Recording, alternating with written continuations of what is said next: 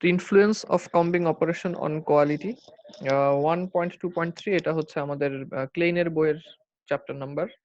আর টপিকটা বলতে বোঝানো হচ্ছে যে কম্বিং অপারেশন করলে আমাদের ইয়ার্ন কোয়ালিটির মধ্যে কি কি প্রভাব হচ্ছে আমরা পেতে পারি এটার উপরে। তো এখানে মূলত আসলে ইয়ার্নের ৩টা প্রপার্টিকে চিহ্নিত করা হয়েছে। মূলত ইয়ার্নের ৩টা প্রপার্টির ব্যাপারে কথা বলা হয়েছে। একটা হচ্ছে ইয়ার্নের স্ট্রেংথ, আরেকটা হচ্ছে ইয়ার্নের ইভেননেস এবং আরেকটা হচ্ছে ইয়ার্নের ইমপারফেকশন।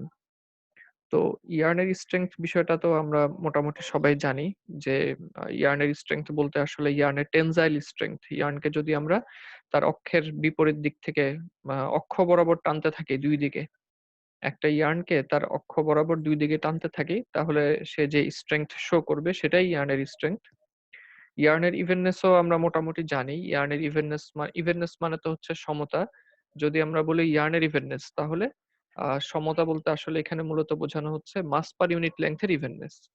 অর্থাৎ ইয়ার্নের মধ্যে যেন কোথাও থিক কোথাও থিন এরকম যতটা এড়িয়ে চলা যায়। স্টেপল ইয়ার্নের ক্ষেত্রে আমরা আগেই বলেছি যে যদি স্টেপল ইয়ার্ন বানাতে চাই তাহলে 100% ইভেন ইয়ার্ন বানানো আমাদের পক্ষে কখনোই সম্ভব না। আমরা সর্বোচ্চ ইভেননেসকে সর্বোচ্চ পর্যায়ে রাখার জন্য একটা চেষ্টা করতে পারি, কিন্তু 100% ইভেন ইয়ার্ন বানানো আমাদের পক্ষে সম্ভব হবে না। তো আরেকটা যেটা ৩ নম্বরে লেখা আছে ইয়ার্ন ইমপারফেকশন। তৃতীয় প্রপার্টি যেটা নিয়ে আমরা এই গ্রাফটায় আলোচনা করব। তৃতীয় প্রপার্টিটা হচ্ছে ইয়ার্নের ইমপারফেকশন। তো ইয়ার্নের ইমপারফেকশন কি এই জিনিসটা আমাদেরকে একটু বুঝে ফেলা লাগবে। একটু খাতা কলম নিয়ে বসলে ভালো হয়। আমি আগেও বলছি যে খাতা কলম নিয়ে বসবা।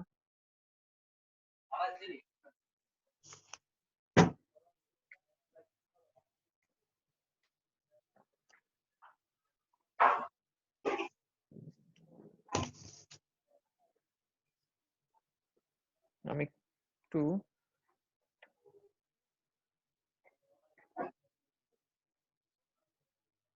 একটা ডক ফাইল ওপেন করতেছি, লেখার কাজে লাগবে।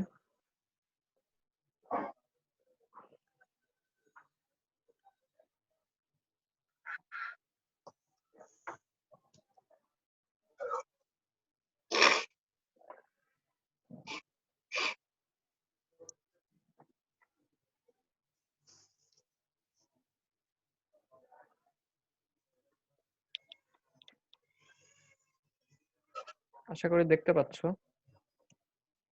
Imperfection index. আচ্ছা, ইমপারফেকশন ইন্ডেক্স কাকে বলে? ইমপারফেকশন ইন্ডেক্স বলতে ইয়ার্নের ইমপারফেকশনকে বোঝানো হচ্ছে। তো ইমপারফেকশন ইন্ডেক্স হচ্ছে একটা টার্ম।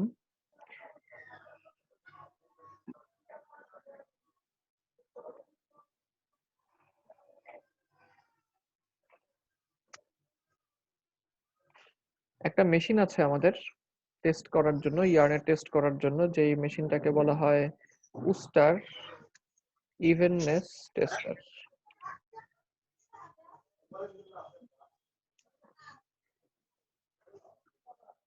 তো উস্টার ইভেননেস টেস্টার নামক এই মেশিনের যেটা হয় যে আমরা ইয়ার্নের ইভেননেস কে টেস্ট করি। তো উস্টার ইভেননেস টেস্টারের একটা রিপোর্ট আসে এটা যে ইয়ার্নের ইমপারফেকশন ইন্ডেক্স। উস্টার ইভেননেস টেস্টার সাধারণত ইয়ার্নকে টেস্ট করে 1000 মিটার টেস্ট করা হবে, অথবা এর চেয়ে কম যদি টেস্ট করা হয় তাহলেও হয়, 400 মিটারও টেস্ট করা যেতে পারে, কিন্তু রেজাল্টটাকে 1000 মিটারে হচ্ছে কনভার্ট করা হবে। তো 1000 মিটারে টেস্ট করব উস্টার ইভেননেস টেস্টারে, আমরা ইয়ার্নটাকে টেস্ট করব, করার পরে ইমপারফেকশন ইন্ডেক্স নামে একটা টার্ম সেখানে পাওয়া যায়। ইমপারফেকশন ইন্ডেক্স হচ্ছে মূলত 3 ধরনের ফল্ট, 3 ধরনের ফল্টের সমষ্টি। 3 ধরনের ফল্ট কি কি? একটা হচ্ছে থিক প্লেস। থিক প্লেস ইয়ার্নের মধ্যে এক ধরনের ফল্ট। তবে বিষয় হলো যে যেকোনো থিক প্লেস সামান্যতম 19 থেকে 20 হলেই আমরা তাকে হচ্ছে সামান্য 19 থেকে 20 হলেই আমরা সেটাকে থিক প্লেস ধরবো না। যদি এভারেজ থিকনেসের চেয়ে 50% বেশি কোথাও পাওয়া যায়, এভারেজ থিকনেসের চেয়ে 50% বেশি কোথাও পাওয়া যায়, তখন সেই জায়গাটাকে, সেই ফল্টটাকে আমরা একটা থিক প্লেস হিসেবে ধরে নিব। তারপরে হচ্ছে থিন প্লেস, এটাও ইমপারফেকশন ইন্ডেক্সের মধ্যে আসবে। থিন প্লেসের ক্ষেত্রেও তাই, একটুখানি 19-20 চিকন হলেই সেটাকে আমরা থিন ধরবো না। যদি অ্যাভারেজের চাইতে 50% কম থাকে কোথাও, তখন সেটাকে আমরা একটা থিন প্লেস হিসেবে কাউন্ট করব।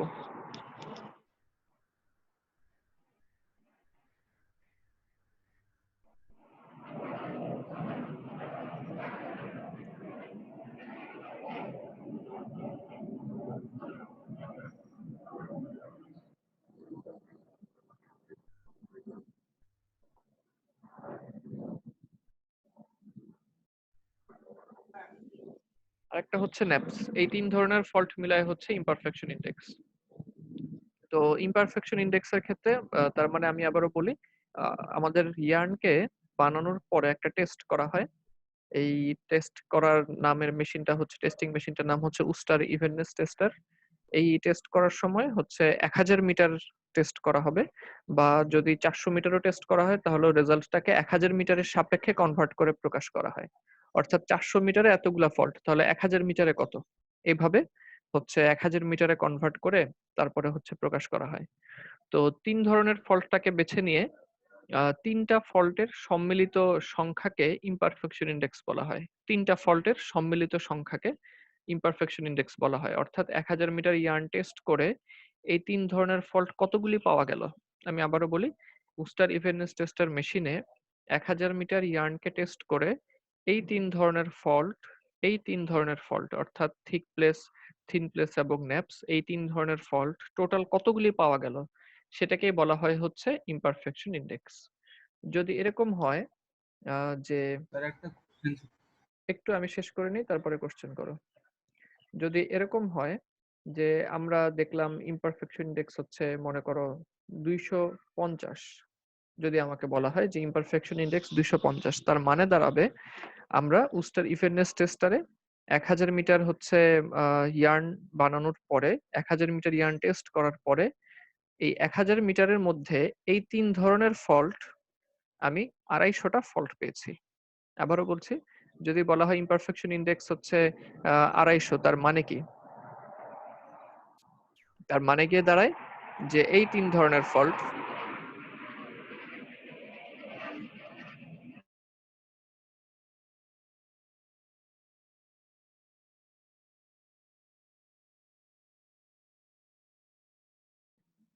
এই ৩ ধরনের ফল্ট অর্থাৎ থিক প্লেস, থিন প্লেস এবং ন্যাপস, এই ৩ ধরনের ফল্ট আমি ২৫০ বার পেয়েছি। ২৫০ বার এই ফল্টটা পেয়েছি ১০০০ মিটারের মধ্যে।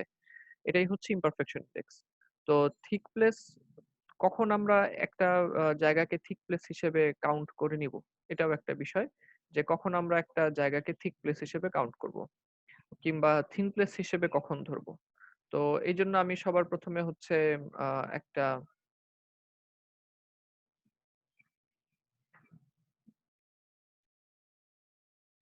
একটা ইয়ার্ন আঁকি।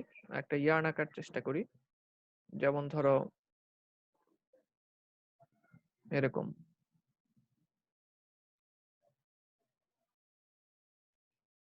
এরকম একটা ইয়ার্ন আঁকলাম ধরে নাও। তো ইয়ার্নে দেখাই যাচ্ছে যে কোথাও থিক প্লেস আছে, কোথাও থিন প্লেস আছে। এরকম। যেমন হচ্ছে এই পয়েন্টে আমরা একটা দেখতে পাচ্ছি একটা বড় থিক প্লেস। আবার এই পয়েন্টে একটা থিন প্লেস দেখতে পাচ্ছি। আবার এইটুকু জায়গায় আরেকটা থিন প্লেস দেখতে পাচ্ছি। এইটুকু জায়গায় আমরা থিন প্লেস দেখতে পাচ্ছি। তো আমরা যদি হিসাব করতে চাই ইমপারফেকশন ইনডেক্স, তাহলে সবার ১ম এ আমাদেরকে একটা এভারেজ ইয়ার্ন, এটা তো কোথাও থিক কোথাও থিন। তো সবার ১ম আমাদেরকে একটা এভারেজ তার থিকনেস এঁকে ফেলতে হবে। এটা আমাকে আঁকতে হবে না। এটা আসলে হিসাব করবে উস্টার ইভেন্স টেস্টারের সফটওয়্যার। কিন্তু সফটওয়্যারটা আসলে কিভাবে কাউন্ট করে ইমপারফেকশন, সেটা আমি বোঝানোর চেষ্টা করছি। তো সফটওয়্যার ১ম এ ইয়ার্নকে এনালাইসিস করার পরে একটা এভারেজ থিকনেস সে বাছাই করে। তো আমরা এভারেজ থিকনেসটা একটু আঁকার চেষ্টা করি।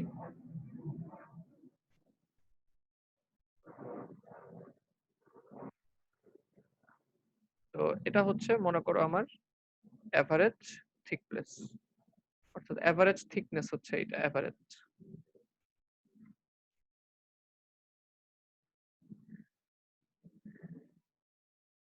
এটা হচ্ছে আমার এভারেজ। এই ডট লাইন দিয়ে আমি বোঝালাম যে এভারেজ থিকনেস হচ্ছে এই এভারেজ ডট লাইন। কিন্তু যেহেতু এটা স্টেপল ইয়ার্ন, তাই 100% ইভেন তো হওয়া কখনোই সম্ভব না। তাই কোথাও দেখা যাচ্ছে থিক প্লেস পাওয়া গেল, কোথাও থিন প্লেস পাওয়া গেল, এরকম পাওয়া গেল। তো এই এভারেজ যেটা আমরা পেলাম, এই এভারেজটাকে আমি ধরে নিচ্ছি, এই এভারেজ থিক প্লেসটাকে আমি ধরে নিচ্ছি 100%। এই এভারেজ থিক প্লেসটাকে আমি ধরে নিচ্ছি 100%। আচ্ছা। তাহলে বিষয় হলো এটা, একটা ইয়ার্ন আমরা বের করলাম। ইয়ার্নটা বের করার পরে আমরা হচ্ছে সবার ১ম আ একটা এভারেজ আ থিকনেস বের করে নিলাম। এভারেজটাকে আমরা ধরে নিলাম 100%। তো থিক প্লেস আসলে যেমন ধরা যাক এই যে এই পয়েন্টে খেয়াল করো। তো এটা যদি এভারেজ হয়, মনে করো এই পয়েন্টে এভারেজ যদি 100% হয়, তাহলে এই পয়েন্টে মনে করো 120% তার থিকনেস। ডট লাইনটা 100%। তাহলে এখানেও নিশ্চয়ই আমি মাত্র যে গোল চিহ্ন দিলাম, তার মানে এখানেও নিশ্চয়ই একটা থিক প্লেস আছে। তো এভারেজ ১০০ হলে এটা হবে ১২০ ধরে নাও। তো ১২০% হলে সেটাকে কি আমরা একটা থিক প্লেস ধরবো কিনা? উত্তর হচ্ছে না। ১২০% হলে সেটাকে আমরা থিক প্লেস ধরবো না। কেন ধরবো না? কারণ আমার ইমপারফেক্ট ইনডেক্স এর ফর্মুলায় বলা হয়েছে থিক প্লেস আমরা তখনই ধরবো যদি এভারেজের চাইতে ৫০% বেশি থাকে। অর্থাৎ ১২০ হলে তাকে আমরা কিন্তু হচ্ছে একটা থিক প্লেস হিসেবে কাউন্ট করব না। কোনটা থিক প্লেস হিসেবে কাউন্ট করব? মনে করো এইটা। যদি এটা এভারেজ ১০০% হয়, তাহলে এই পয়েন্টে মনে করো হচ্ছে আ ধরে নাও আন্দাজ ১৬০ আছে। ১৬০, ঠিক আছে? তো এভারেজ ১০০ হলে এখানে ১৬০। তখন গিয়ে এটা একটা থিক প্লেসে কাউন্ট হবে। কারণ কি? কারণ থিক প্লেস তখনই কাউন্ট হবে যদি এভারেজের চাইতে 50% প্লাস হয়ে যায়, তখন এই ফল্টটা একটা থিক প্লেস হিসেবে কাউন্ট হবে। তার মানে 160% থিক প্লেস হলে সেটাকে আমরা একটা হচ্ছে ইমপারফেকশন হিসেবে কাউন্ট করব। এই একটা ইমপারফেকশন পাওয়া গেল। আশা করি বোঝাতে পারছি। এরপরে থিন প্লেসের ক্ষেত্রে আসি। এখন এভারেজ 100%। তো এখানে মনে করো তোমার হচ্ছে এখানে একটা থিন প্লেস দেখা যাচ্ছে, তাই না? এটা এই যে ডট লাইন যদি ১০০% হয়, তাহলে এখানে একটা থিন প্লেস আছে। মনে করো এই থিন প্লেসটা হচ্ছে 70%। মনে করো এই থিন প্লেসটা হচ্ছে 70%। তাহলে এই 70% টাকে কি আমরা থিন প্লেস হিসেবে কাউন্ট করব কিনা? উত্তর হচ্ছে না। 70% পেলে সেটা থিন প্লেস হিসেবে কাউন্ট হবে না। কেন হবে না? কারণ থিন প্লেসের ফর্মুলা দিয়ে দিয়েছে যে থিন প্লেস অবশ্যই -50%, অর্থাৎ থিন প্লেসটাকে অবশ্যই এভারেজের চাইতে 50% কম হতে হবে। থিন প্লেসটাকে অবশ্যই এভারেজের চাইতে 50% কম হতে হবে। তাহলে আমরা তাকে একটা থিন প্লেস ধরবো। এর চেয়ে কম, এর আগে থিন প্লেস ধরবো না। তার মানে এটা যদি 50% বা তার চেয়ে কম হতো, তখন সেটাকে আমরা একটা থিন প্লেস ধরতে পারতাম। এটা 70%, 70% হলে থিন প্লেস ধরবো না। কারণ এটা এভারেজের চাইতে 30% কম। এভারেজের চাইতে যদি কমপক্ষে 50% কম হয়, তখন সেটাকে আমরা একটা থিন প্লেস ধরবো। তারপরে আছে ন্যাপস। তার মানে 70% আমরা এটাকে থিন প্লেস ধরছি না। ঠিক আছে? তো যেমন এখানে যদি এখানে আরেকটা থিন প্লেস আছে। ধরা যাক এটা হচ্ছে মনে করো এভারেজ যদি ১০০% হয়, তাহলে এটা মনে করো আছে আ কত আছে? আমরা ধরলাম যে 45। এটা ধরলাম আমরা যে এটা হচ্ছে 40%। এটা 40% ধরে নিলাম। তাহলে এটা 40% হলে কি আমরা এটাকে থিন প্লেস ধরবো? উত্তর হচ্ছে হ্যাঁ, আমরা এটাকে থিন প্লেস হিসেবে ধরবো। কেন ধরবো? কারণ হচ্ছে থিন প্লেস তাকেই আমরা ধরবো এভারেজের চাইতে যদি 50% কম হয়। তো এখানে হ্যাঁ, 50% এরও কম। এখানে 60% কম আছে এভারেজের চাইতে। তার মানে এটা একটা থিন প্লেস। ঠিক তেমনি ভাবে ন্যাপস কখন আমরা ধরবো? ন্যাপস হচ্ছে এভারেজের চাইতে 200% প্লাস হলে। তার মানে এভারেজ 100%, অর্থাৎ কোন একটা ন্যাপস যদি হয় যে এভারেজের চেয়ে ৩ গুণ বেশি হয়ে গেল। এভারেজ ১০০%, কোন একটা জায়গায় থিক প্লেস হয়ে গেল 300% প্লাস। তখন সেটাকে গিয়ে আমরা একটা ন্যাপস ধরবো। তার আগ পর্যন্ত আমরা ওইটাকে একটা থিক প্লেস হিসেবে কাউন্ট করব। এইভাবে ১০০০ মিটার টেস্ট করার পরে এই ৩ ধরনের ফল্ট, যে +50% থিক প্লেস, -50% থিন প্লেস এবং +200% ন্যাপস, এই ৩ ধরনের ফল্ট হচ্ছে যতবার পাওয়া যাবে ১০০০ মিটারের মধ্যে, সেই সংখ্যাটাকে বলা হবে ইমপারফেকশন ইনডেক্স। আশা করি তোমাদেরকে বুঝাতে পারলাম। তাহলে ইমপারফেকশন ইনডেক্স একটা টার্ম। এটা দিয়ে আমরা ইয়ার্নের হচ্ছে total number of thick place, thin place এবং ন্যাপস এর একটা সংখ্যাকে বোঝাই। আ কোন মেশিনে টেস্ট করা হয়? উস্টার ইভেননেস টেস্টার নামের একটা মেশিনে ১০০০ মিটার টেস্ট করা নিয়ম। তবে কেউ যদি ৪০০ মিটার করে, তাহলে নিয়ম হচ্ছে ৪০০ মিটারের রেজাল্টকে সে ১০০০ মিটারে কনভার্ট করে তারপরে সে প্রকাশ করবে। তো যদি বলে ইমপারফেকশন ইনডেক্স ২৫০, তার মানে কি? তার মানে হচ্ছে যে ইয়ার্নের 1000 মিটার টেস্ট করার পরে এই 3 ধরনের fault +50% thick place, -50% thin place এবং +200% ন্যাপস, এই 3 ধরনের ফল্ট হচ্ছে 250 বার পাওয়া গিয়েছে 1000 মিটারের মধ্যে। এই মোটামুটি ইমপারফেকশন ইনডেক্স সম্পর্কে পরিচিতি। এখন একটু আমাকে প্রশ্ন করো এইটুকুর মধ্যে কোনটা কোনটা বুঝি নাই। যার প্রশ্ন আছে সেই আনমিউট করো। স্যার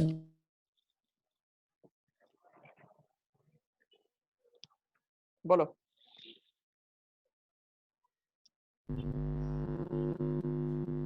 আর আমার কোশ্চেনটা হচ্ছে বা স্যার লিখেও জানাতে আমরা পারো, যদি যাদের নেটওয়ার্কের সমস্যা লিখে জানাতে পারো। হ্যাঁ বলো। 400 মিটার লেন্থের একটা ইয়ার্নকে যদি আমি ওস্টার টেস্টারে টেস্ট করি, দেন ওটাকে যদি 1000 মিটারে কনভার্ট করি স্যার, তাহলে ওইটাতে আমরা কি স্যার আইডিয়াল রেজাল্টটা পাবো? না, আইডিয়াল রেজাল্ট পাবো না, তবে ধারণা করা যাবে। স্যাম্পলিং এর নিয়মই এটা, আমরা ধারণা করি, কিন্তু 100% অ্যাকুরেট রেজাল্ট কখনোই পাওয়া যাবে না। সেক্ষেত্রে তো স্যার আমাদের স্যার 1000 মিটারে করার কথা স্যার সবসময়। হ্যাঁ, 100 মিটার করতে গেলে সময় বেশি লাগে, 2.5 গুণ সময় বেশি লাগবে। তাড়াতাড়ি করার জন্য 400 মিটারে করে ফেলে।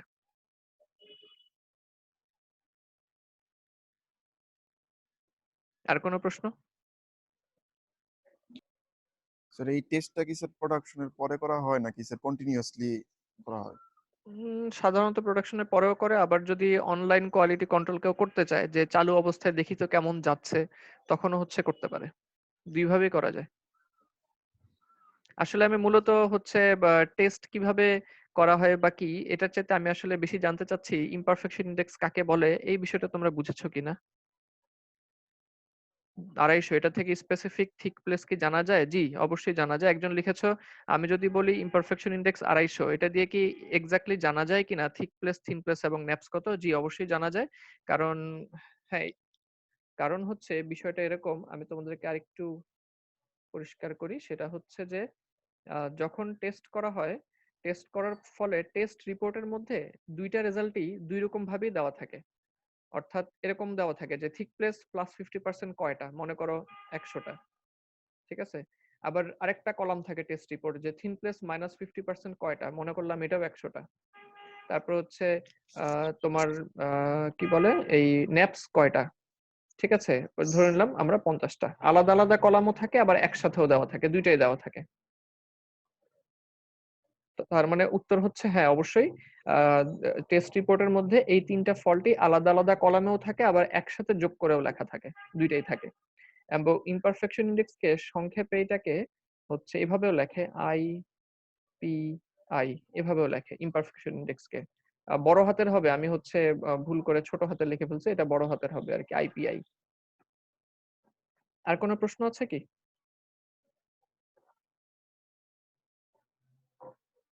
যাদের নেটওয়ার্কের সমস্যা, কেউ চাইলে হচ্ছে আহ চ্যাটেও প্রশ্ন করতে পারো নেটওয়ার্কের সমস্যা থাকলে।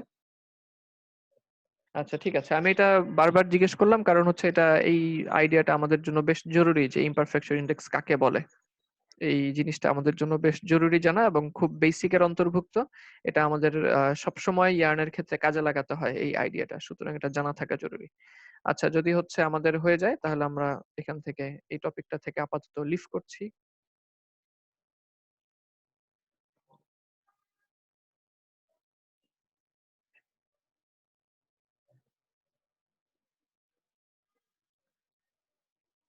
এখন আমরা হচ্ছে এই গ্রাফটায় চলে যাই। গ্রাফটায় আসলে আমাদের এত বড় ভূমিকা নেওয়ার কারণ হচ্ছে গ্রাফটায় আমাদের এখানে ইমপারফেকশন ইনডেক্স নিয়ে কথা বলা হয়েছে। তাহলে এবার বাকিটা আমরা বুঝে যাব। এক্স অক্ষ বরাবর এখানে হচ্ছে আমাদের Noel percentage, 0% Noel, 5% Noel. Noel মানে হচ্ছে কমবারে আমরা ওই যে বলেছিলাম শর্ট ফাইবারকে আমরা রিমুভ করি, যতটুকু শর্ট ফাইবারকে আমরা রিমুভ করি ওটাকে বলা বলা হয় হচ্ছে নয়েল পার্সেন্টেজ। তো 0, 5, 10, 15, 20% পর্যন্ত নয়েল রিমুভ করলে কি কি হয়, এটা এক্স অক্ষ বরাবর। আর ওয়াই অক্ষ বরাবর দেখানো হচ্ছে কোয়ালিটির ইমপ্রুভমেন্ট, ঠিক আছে। ওয়াই অক্ষ বরাবর দেখানো হচ্ছে কোয়ালিটির ইমপ্রুভমেন্ট কতটুকু হলো, অর্থাৎ আমি কত পার্সেন্ট নয়েল রিমুভ করলে কোয়ালিটি কতটুকু ইমপ্রুভ করলো, এই জিনিসটাই আমাকে এই গ্রাফের মাধ্যমে দেখানো হচ্ছে।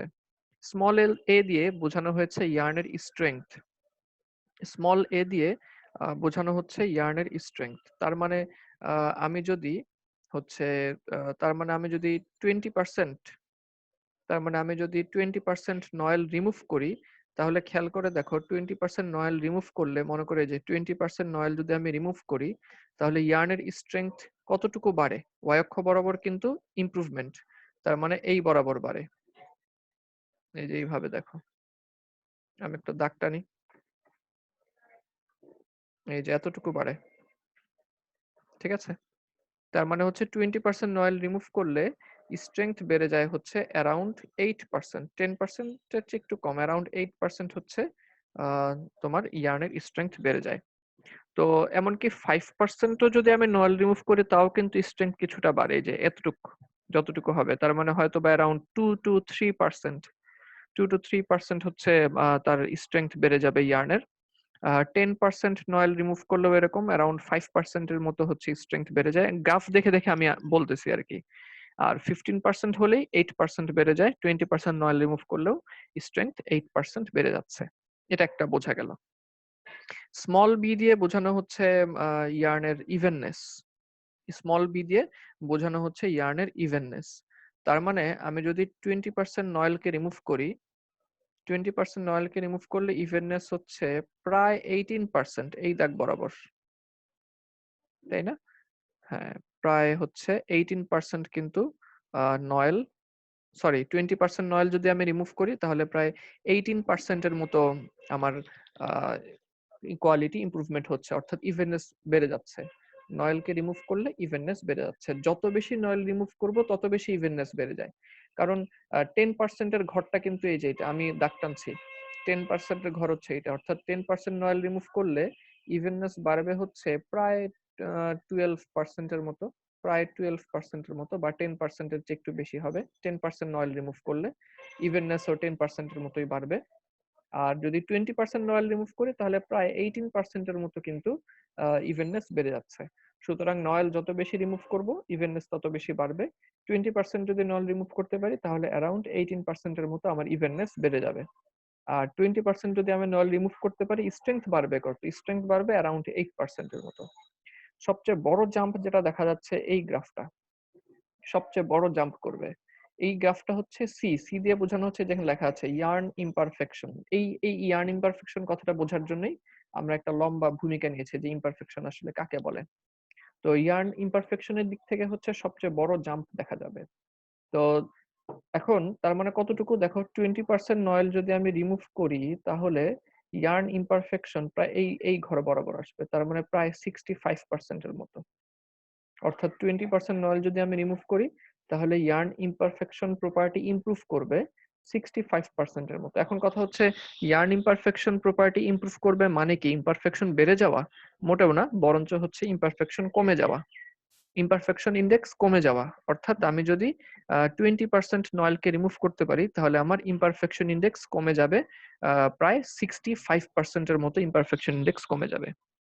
যদি 10% নয়েল রিমুভ করি, তাহলে কি হবে? 10% এর ঘর ধরে আমি একটা লম্বা টান দিলাম এইখানে, সেটা মনে হয় মোটামুটি এইদিকে এই জায়গায় এসে থামবে, তাহলে প্রায় 38%। যদি আমি 10% নয়েল রিমুভ করি, তাহলে প্রায় এই 38% এর মতো, তাহলে প্রায় 38% এর মতো হচ্ছে আমার ইয়ার্নের ইমপারফেকশন ইন্ডেক্স ইমপ্রুভ করবে, অর্থাৎ ইমপারফেকশন ইন্ডেক্স কমে যাবে 38% এর মতো। আর যদি 20% নয়েল রিমুভ করতে পারি, তাহলে অ্যারাউন্ড 65% এর মতো হচ্ছে আমার ইমপারফেকশন ইন্ডেক্স কমে যাবে। ঠিক আছে? তাহলে আশা করি বুঝতে পারছি। তাহলে আমি হচ্ছে সামারিটা বলে দিই। সামারিটা হচ্ছে, যদি আমরা কম্বিং করি, কম্বিং করলে আমাদের ইয়ার্নের হচ্ছে স্ট্রেংথ, ইভেননেস এবং ইমপারফেকশন ইন্ডেক্স এর উপরে কি প্রভাব, সেটাই এই গ্রাফে দেখানো হয়েছে। গ্রাফ বলে দিচ্ছে আমাদেরকে, যদি আমরা 20% এর মতো নয়েল রিমুভ করতে পারি, ইয়ার্ন স্ট্রেংথ প্রায় 8% এর মতো হচ্ছে ইমপ্রুভ করবে। যদি আমরা 20% নয়েল রিমুভ করতে পারি, তাহলে ইয়ার্নের ইভেননেস ইমপ্রুভ করবে অ্যারাউন্ড 18%। আর যদি আমরা 20% নয়েল রিমুভ করতে পারি, তাহলে হচ্ছে ইমপারফেকশন ইন্ডেক্স ইমপ্রুভ করবে অ্যারাউন্ড 65%। আর সেক্ষেত্রে এটাও মনে রাখা জরুরি, ইমপারফেকশন ইন্ডেক্স ইমপ্রুভ করা বলতে কিন্তু ইমপারফেকশন ইন্ডেক্সের মান বেড়ে যাবে এরকম না, বরঞ্চ ইমপারফেকশন ইন্ডেক্সের মান কমে আসবে। অর্থাৎ কম ডিয়ানের স্ট্রেংথও বেশি হবে, ইভেননেসও বেশি হবে, ইমপারফেকশনও কম হবে, এটা আমরা জানতাম, কিন্তু ঠিক কতটুকু নয়েল রিমুভ করলে কতটুকু ইমপ্রুভমেন্ট আমি পাবো, এই আইডিয়াটা হচ্ছে আমাদেরকে এই গ্রাফটা দিয়ে দিল। এই গ্রাফ থেকে কোনো প্রশ্ন আছে কি? গ্রাফ থেকে কোনো প্রশ্ন থাকলে করতে পারো।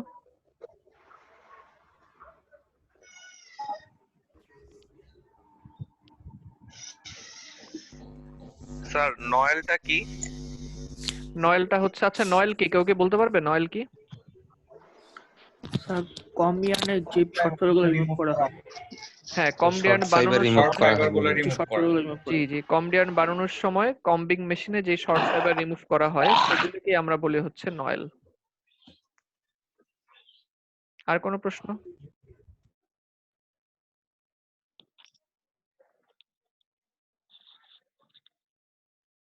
আর কোনো প্রশ্ন থাকলে আনমিউট করে বলো, বা যাদের নেটওয়ার্কের সমস্যা তারা হচ্ছে চ্যাট বক্সে লিখে জানাতে পারো। আচ্ছা ঠিক আছে, তাহলে আমি ধরে নিচ্ছি আপাতত এখান থেকে আর কোনো প্রশ্ন নাই। এর মধ্যে আমরা কোন টপিকটা পড়লাম তাহলে? আমরা কিন্তু 5 নাম্বার টপিকটি স্কিপ করে ফেলেছি, ওটা আমরা হচ্ছে আপাতত পড়িনি। এটা একটু মাথায় রেখো, বা যার কাছে আছে সে হচ্ছে এটা দাগ দিয়ে রাখো। টপিক নাম্বার 6টা আমরা পড়ে ফেলেছি। এরপরে আমরা যাব হচ্ছে টপিক নাম্বার 7 এ, নয়েল থিওরি অফ জেগাফ। এটা আমাদের ক্লিনের বইতে আছে 1 to 4.2 এবং 1 to 4.3, এখানে বের করে ফেলো, বা হচ্ছে আমি তোমাদেরকে সফট কপিটাও দিয়ে দিচ্ছি। সফট কপিটার ক্ষেত্রে সফট কপি যে আমরা স্টুডেন্টস কর্নারে দিয়েছি, এটা কি তোমরা জানো?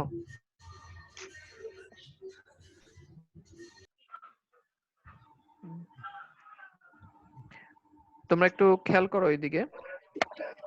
স্টুডেন্টস কর্নারের মধ্যে এই ইয়ার্ন টু ওয়াইএমই টু দ্বিতীয় কন্টেন্ট, চিকিৎসকের মৃত্যু। দ্বিতীয় চিকিৎসকের মৃত্যু, এটা এইখানে বলার কোনো কারণ নাই, মাথায় রেখে দাও।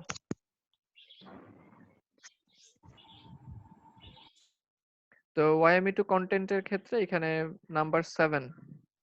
ও ভালো কথা, আর পারলে ডাক্তারদের একটু ভালো করে বকাটকা দিয়ে দিও।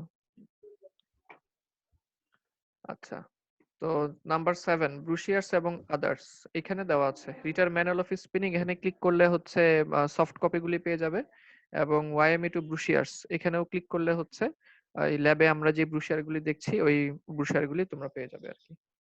তো স্টুডেন্টস কর্নারে দেওয়া আছে, নিজেদের মতো করে নিয়ে নিও। তাহলে এখন আমরা এই মিটিংটা এন্ড করে দেই, পরবর্তী মিটিং এর শুরুতেই আমরা হচ্ছে অ্যাটেন্ডেন্সটা নিয়ে নিচ্ছি।